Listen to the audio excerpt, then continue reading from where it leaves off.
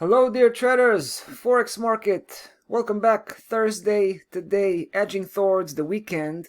We wanted to land right here on the euro dollar and give you a bit of an update on the situation here. I was here exactly 3 days ago, right? And I announced a new bearish campaign on the euro dollar. It was supposed to be a short-term type of position where we were we were aiming for 117, so we were looking to grab about 100 pip, right? We also mentioned 1746 as a big key level that we're either going to get out completely or we're going to do some money management when price hits that level.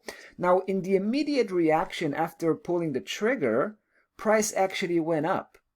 In fact, it started to trade sideways in a smaller scale trading range. Because if you think about it, we are already trading, in a range, right? In a bigger range. This is the range. This is the base of the technical situation that draw us in the first place, right? This range, but it's a bigger range. It's coming from the daily chart. Let me show you quickly what we're talking about here, right? This is the range. And just recently, just in the last couple of days, I'm taking to the 4-hour chart because there was a second trading range that started to develop, a smaller scale trading range. Take a look. So we can actually use this second system, talking about the blue system here, to do some money management, basically. And we still believe in the bearish conviction, don't get me wrong, even though price obviously went back and forth right across our entry level in what seems to be a sideways movement, like I said. Now here are the two scenarios that we see. I just want to lay out our game plan from this point forward. So you can see the second system here, right? This blue system. This is the level we're looking at very closely right now, 1833. As far as we're concerned, the two scenarios that we would like to see, two probable scenarios that we can see here are: one, price will push further upwards, not by much. It will push forward until it hits 1859. That's the big key level. That's the mid-high key level of the big system, the black one. And the top resistance on the blue system, the smaller one, 1864. Both are very close to one another, which means there's a lot of resistance in this area.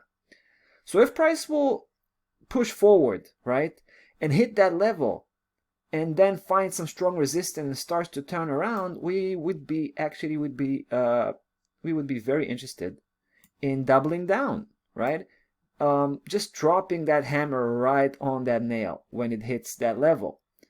So yeah, that's probably that's the preferable scenario. The second scenario we see possible is price breaking down right from this moment, right? From this point, just straight down. It's going to go all the way to the lower section and then beyond. It's going to break 1767, hit 1745, and then, as I've mentioned earlier, we're going to be looking very closely whether we should carry on with this bearish position or get out according to the reaction we're going to have against 1746 here.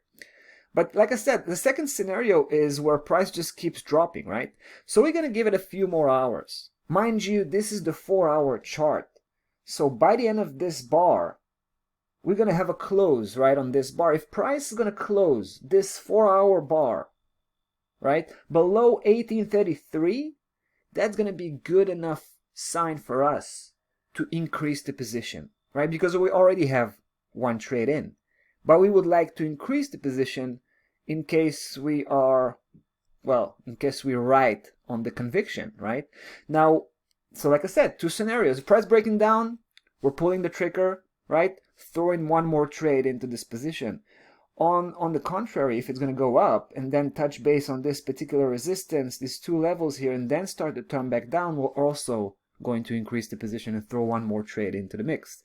The only reservation I have is if price is going to break 1859 and 1864 and close above these two key levels, then of course we will consider to pull out, right? We'll probably could pull out. I mean, we're always trying not to wait till we get caught by the stop loss level. That's kind of, you know, insurance policy in case something really unusual happens.